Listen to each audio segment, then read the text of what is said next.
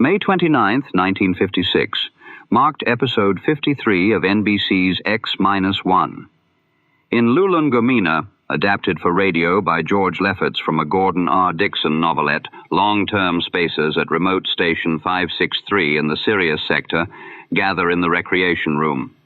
A young gambler, William Peterborough, the Kid, finds veteran Clay Harbank unwilling to play cards, and the conversation turns to Clay's proud claim about his homeworld. Their disagreement is placed before a Hixabrod, a race with a reputation for literal truthfulness. Mason Adams, Bob Hastings, and Kermit Murdock are featured, with Daniel Sutter directing. Ladies and gentlemen, X-1 presents Lulungomeena. Now, back to the golden age of radio. Countdown for blast off. X-5, 4, 3, 2, X-1, fire.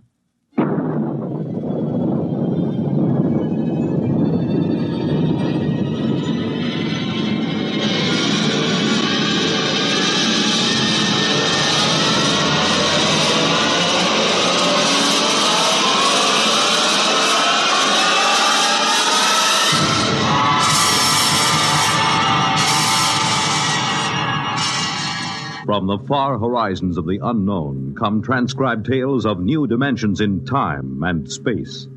These are stories of the future, adventures in which you'll live in a million, could be years, on 1,000 maybe worlds. The National Broadcasting Company, in cooperation with Galaxy Science Fiction Magazine, presents X minus 1.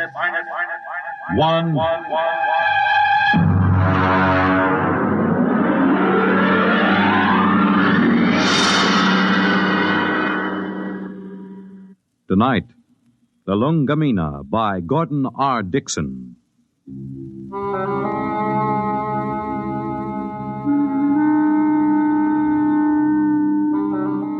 Blame Clay Harbank, if you like, for what happened at Station 563. Or blame Bill Peterborough, the one we called the Kid. I blame no one. I'm a Dorsai man. That means I was brought up on one of those tiny planets a million light years from nowhere. Being a Dorsai man is quite a responsibility. We are a very polite people. We have to be. Because when we get angry, we fight to the death.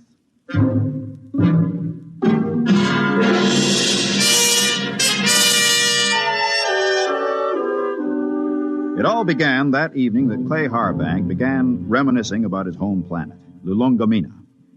We were sitting around the recreation room of 563. There was a card game going on in one corner. Lulungomeena. The very name sounds like music, doesn't it, Mort? You know me, Clay. I'm a Dorsai man. I've been in the Dorsai planets. I've seen them all knocking around this universe for 35 years. But when it comes to sheer beauty, Lulungomeena. How long since you've been home, Clay? Home? 20 years, Mort. 20 stinking, miserable years. Well, that'll be over soon. Another 10 days. You gonna miss old 563? Miss this godforsaken little asteroid? Not for a minute. We'll miss your ugly face around here. At least I will. I'm gonna miss your gloomy Dorsai puss, too. Mort, why don't you get out of it? You've had more years in space service than any of us. You've probably got enough credits to get out, too. Me? I wouldn't know what to do with myself. Couldn't you go home? You should know better than that. The Denebrian trouble? The Denebrian trouble? You could go to Earth. What for? Ever been there? Never once. And I've never wanted to. I've seen too many Earthmen. Like the Kid over there. He's green in service. He's full of greed and stupid hate like the rest of them. No, that's not for me. Looks as if the game's breaking up. Here he comes. Well, if it isn't the big gambler from the windy planet. What's its name? Lulungomeena. Yeah. How's the piggy bank coming, Dad? The piggy's a gentleman, kid. He never overeats, so he won't ever get indigestion. Sour grapes. You see this wad of credits? 500. How long you have to work for 500 credits, Dad? How many trips you have to make around this asteroid? How much closer to falling your grave you have to come? You look as if you made a killing. I always make a killing. I'm a natural-born gambler. And I don't just talk about it like some. I think I'll go out and take a turn around the station, Mort. Fine, I'll go with you. It's, stuffy in here. Don't bother. I'd rather be alone. Big shot. Knocked around the planets for 35 years. Used to have a reputation as the hottest gambler in the systems. Comes from the most beautiful planet in the universe. Bull. Why don't you lay off him? Kid, let me give you a piece of sound advice. Go ahead. Lay off Clay Harbank. He's been around the systems a lot longer than you have. He may not be any chicken, but he's a tough baby when the situation calls for it. You trying to scare me, Mort? I thought you Dorsai guys were smarter than that. I'm beginning... No, look, kid. No, look. No offense, Morty. I wasn't trying to insult the Dorsai people or anything. I gotta go do a flight check. I'll see you.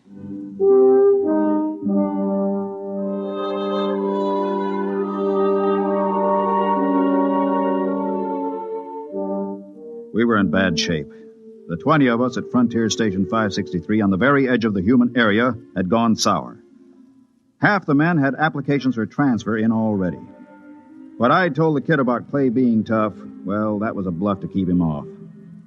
Nobody knew better than I did that Clay was burned out inside like a used-up rocket.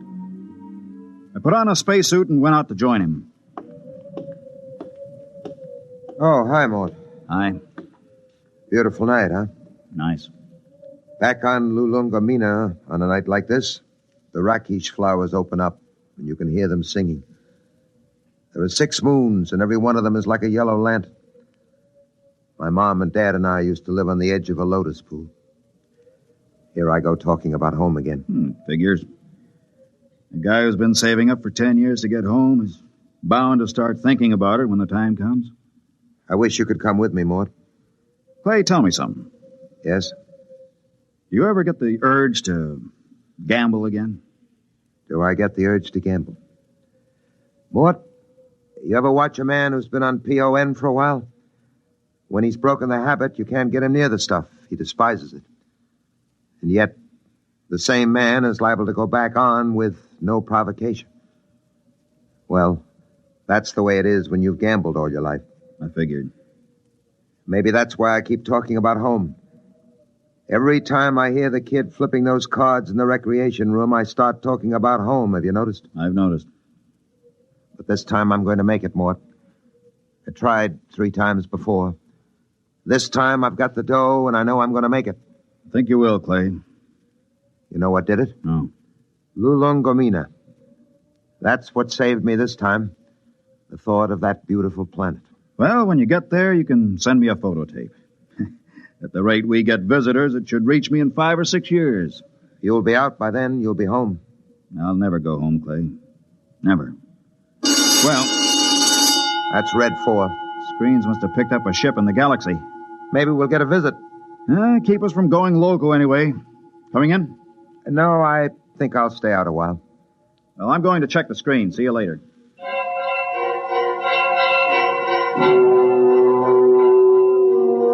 Red 4 meant simply that a ship was entering the galaxy. The chances of it touching down on 563 were pretty remote, unless it happened to need a clearance for Earth or Mars. The screen was black by the time I got there, but the kid was filing a report. Oh, hiya, Mort. Hey, what's a Hixabrod like? Why? We're having one for a visitor. You don't say. I just came in over the receiver. What'll he be like? A Hixabrod? Stiff as a poker, proud as Lucifer, honest as sunlight, and tight as a camel on his way through the eye of a needle. What do they look like? Oh, they're kind of humanoid, but they have a deadpan face that never changes, like a mask. Well, they're a little scary, I hear. That's the green skin and the scales. Also, they run about 8 feet tall. I wouldn't tangle with one if I were you. Back on Denebria once, I saw a Hixabrod rip a man to ribbons with its claws. Why? The man made the mistake of insulting Hixa. That's one of the twin planets they come from. Pretty touchy, aren't they? Not really. They're a very level-headed race. You know the Hixabrod reputation, don't you? No, you didn't hear much about them on Earth. Well, they're the first and only mercenary political arbitrators in the known universe. A Hixabrod can be hired, but he's absolutely incapable of being influenced or bribed. He tells the cold truth and nothing but the cold truth. And, brother, when a Hixabrod tells you the truth, it's plenty cold. It really lets you have it, huh? They're a small race and very much in demand. If some kind of political dispute comes up from planetary to inter-alien, both sides hire a Hixabrod to represent them. That way they know the other side is being completely honest. Oh, that's very interesting, you know. Very interesting.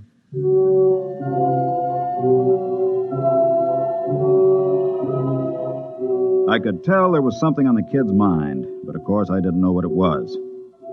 Most of the talk in the recreation room that night centered around the arrival of the Hixabrod.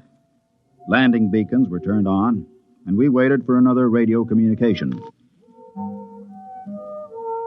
Hey, anybody want to sit in on this next hand? Mort? No, thanks. Well, I know better than to ask the galaxy's foremost gambler here. That's right, kid. Well, maybe when this Hixabrod gets here, we'll be able to work up a decent game. Do Hixabrods gamble? No, kid, they don't gamble. That's too bad. Well, we can always sit and listen to you lying about what a beautiful place Lulungomeena is. Kid, you just went too far. Yeah, you're going to do something about it? That's right, I'm going to punch your little nose. Hey, break it up! Break it up! Clay, you all right? Yeah, I'm okay. Well, you better get to the infirmary. Have your mouth taken care of. Kid, you get to your quarters. Since when are you giving orders? I'm telling you to get to your quarters. You better do what he says, kid. He's a Dorsai man. That's all I've been hearing since I got here. What big gamblers come from Lulungomeena and how Dorsai men are killers. So far, I've seen nothing, but I heard a lot of talk. You're gonna get to your quarters? I'll give you 5 seconds to start moving. You better go ahead, kid. Okay, Mort. I'm letting you bluff me out of the game this time. Just remember, there's going to be other games. Next time, I won't be bluffed.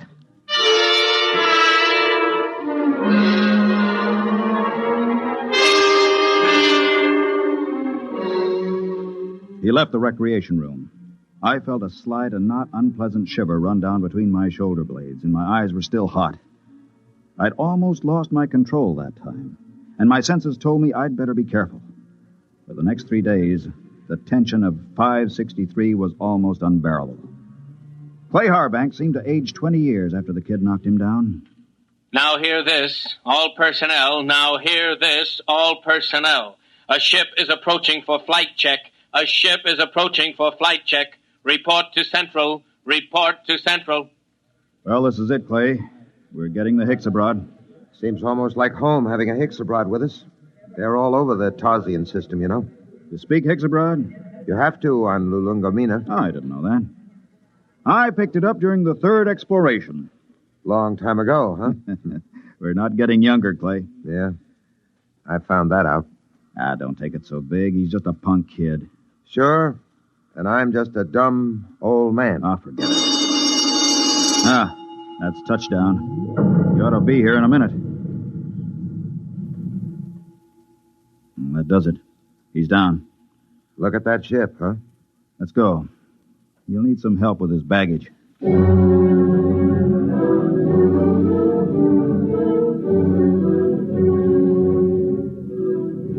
The ship was a silvery one-man job, the kind that have taken the Hixabrods all over the universe. The cabin door slid back, and the Hixa stepped out.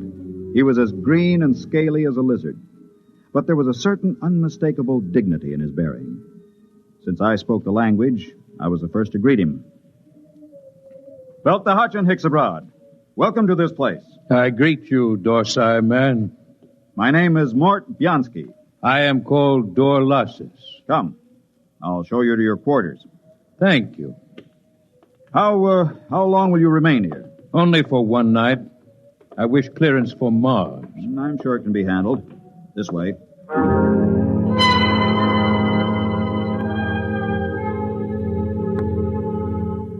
I wondered how he knew I was a Dorsai man. And then it seemed obvious. My broken nose, the scars, the lined face. Nobody could mistake a human from the Dorsai planets. Still, it scared me a little. I kept wondering if he had anything to do with interplanetary police. I tried to put it out of my mind. It was no use.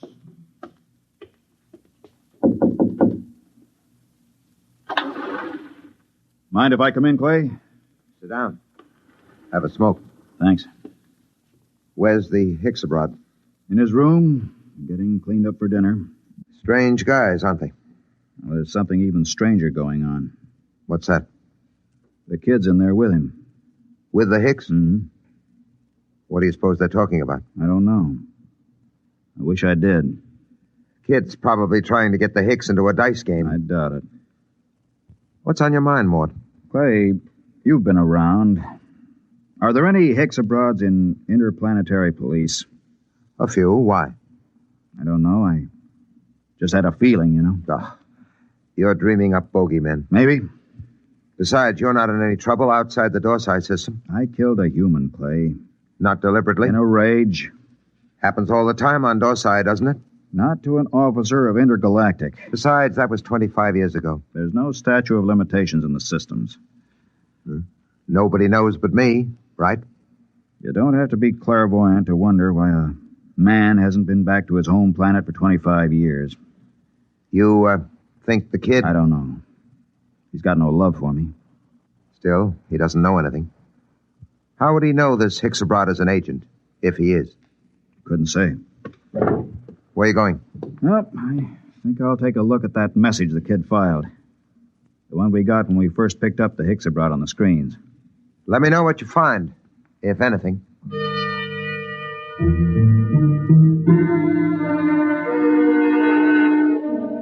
I walked through the empty corridors to the communication center. I went directly to the files where incoming messages are kept and flicked the tab until I got to Notices of Arrivals. There, 2 days before, was a report of the arrival of Dorlasis. I ran my finger down the statistics until I came to the line that said, Point of Origin of Flight. It read, Tarsian Galaxy. That was where Clay Harbank's Lulungomeena was. I read further, where it said Nature of Business. My blood ran cold as I spelled out the words, Criminal... Come in. Belt the hutch and Hixabrod. I greet you, Dorsey man. Is there anything you require? Nothing, thank you. I came to tell you that we'll have dinner tonight at 800 hours. The young Earthman has already informed me. There's a shortage of raw meat here. I've brought my own food, thank you. I see you came in from the Tarsian planets. Yes?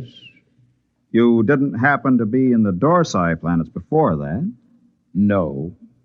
I thought perhaps you might have some news. I came from intergalactic headquarters. Yes, I saw your flight check.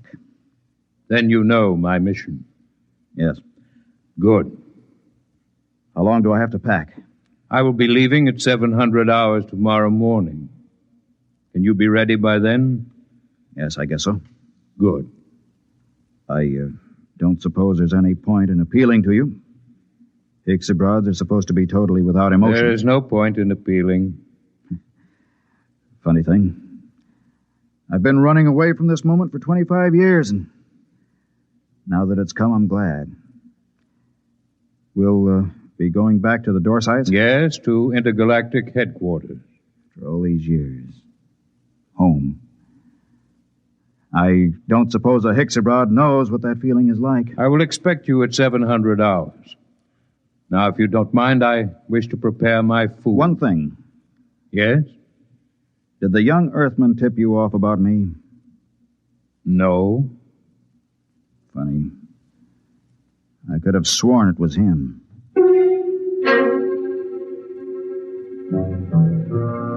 That was that. When a Hixabrod tells you no, you can bet your life he isn't lying. I began to wonder how they located me.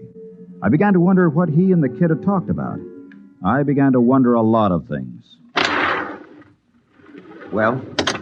He's an agent for Intergalactic. Well, that doesn't prove he's after you. He is.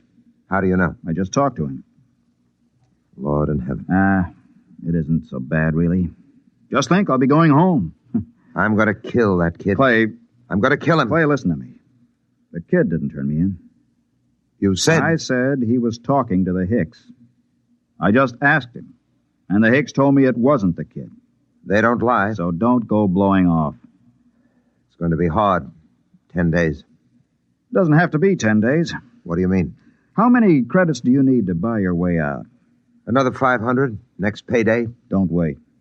Don't wait. I have over 900 credits. I'll turn them over to you. Mort. Listen, I don't need them. You can pay off tomorrow and fly as far as the Tarzan chain with me and the Hicks. It's a very nice thing, Mort. Will you do it?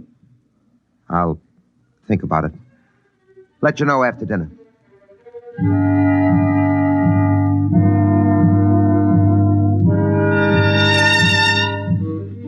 I thought of running away, but there was really no place to run once they tracked you down. And the Hixabrods were utterly relentless once they'd agreed to bring a man in. Since they had no feelings, they made no judgments.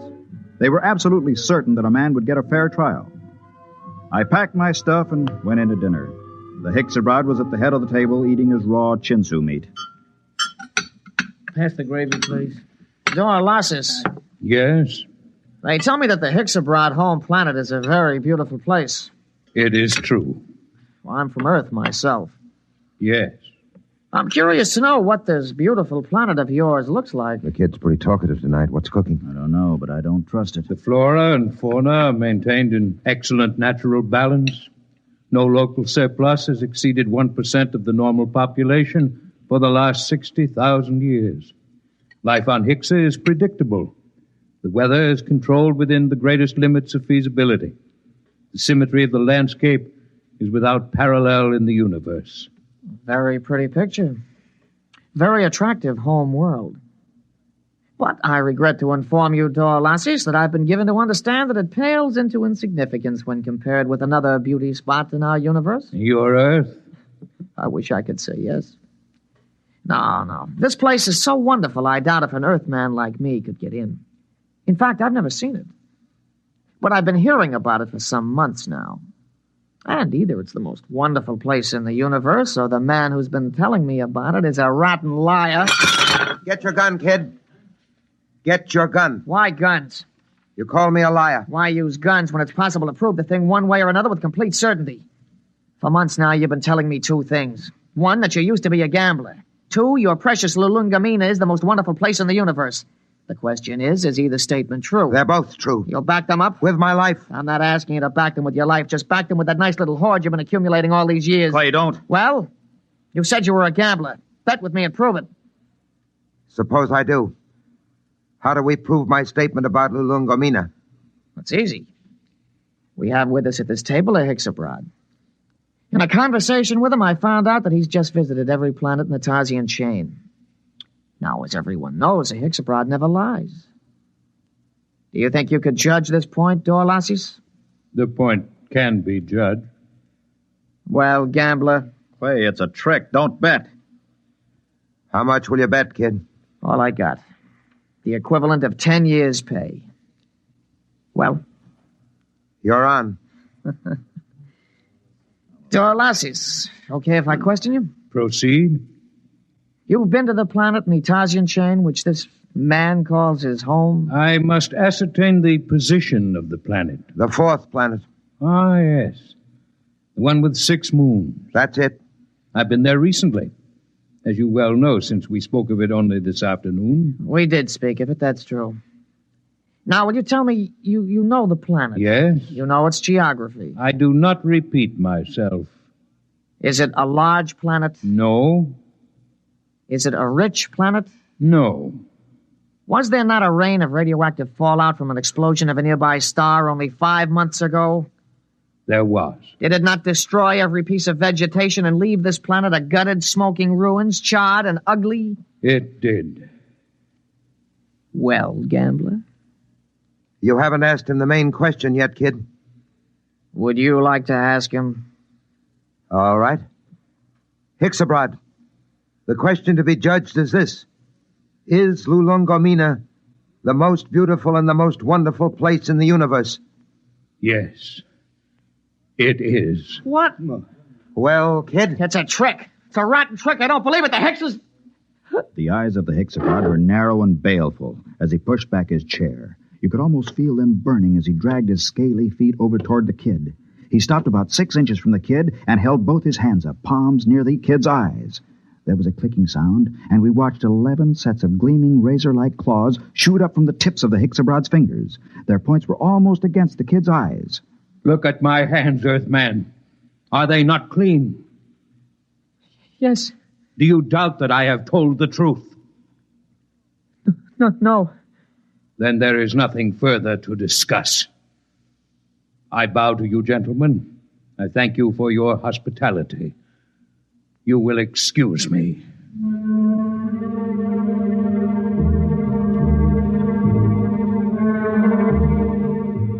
We stood around and watched that proud, frightening figure drag itself out of the room. The kid was trembling like a leaf as he drew a bank draft for 10 years' pay and handed it to Clay Harbank. The next morning, Clay and I boarded the Hixabrod ship, and 4 days later, we touched down at the outer planet of the Tarsian chain. Well, this is where I get off, Mort. I don't know what to say, really. I guess you know how I feel. Think I do, Clay. Let's just say so long. There will be no need for goodbyes. What? Both of you are leaving the ship here. But I thought I intend to return to intergalactic headquarters empty-handed. Empty-handed? But they'll question you. What will you tell them? The truth, of course. But you have told me nothing. But I assumed... I am not interested in your assumption. You asked me my mission. I told you it was a criminal investigation. You said you assumed you would go back with me, and I told you when my ship was departing. There is nothing more to be said. But surely you know Mort, don't say anything. The Hixabrod deals only with facts, what is absolutely known. They're the most literal beings in the universe. Let it go at that. Goodbye, gentlemen. I am grateful for the pleasure of your company.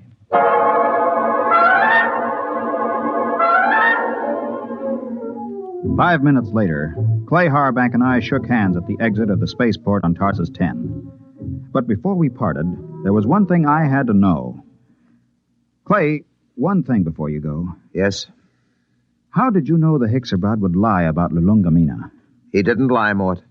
The Hixabrod never lies. But Lulungomeena... Mort, let me tell you something. Lulungomeena is a word in use throughout the Tarsian planets. Actually, it's a Hixabrod word. It means home. All I did was ask the Hixabrod if home was beautiful. He simply said yes. And a Hixabrod, as everybody knows, doesn't lie.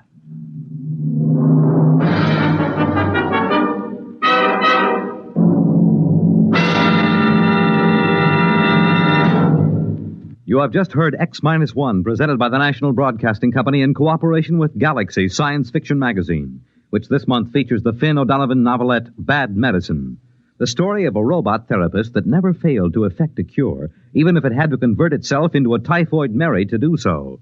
Galaxy Magazine, on your newsstand today. Tonight, by transcription, X-1 has brought you Lulungomeena, a story from the pages of Galaxy written by Gordon R. Dickson and adapted for radio by George Lefferts. Featured in the cast were Ralph Camargo, Ned Weaver, Jack Grimes, Bob Hastings, and Kermit Murdock. Your announcer, Fred Collins. X-1 was directed by Daniel Sutter and is an NBC Radio Network production.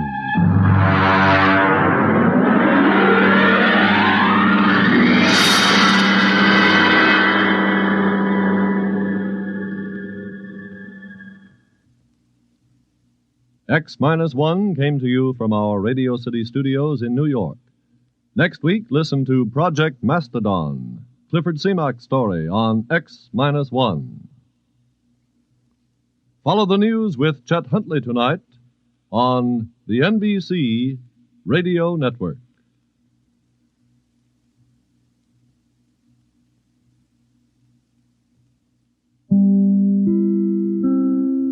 That was X-1 and Lulungomeena. Follow X-1 for more classic broadcasts.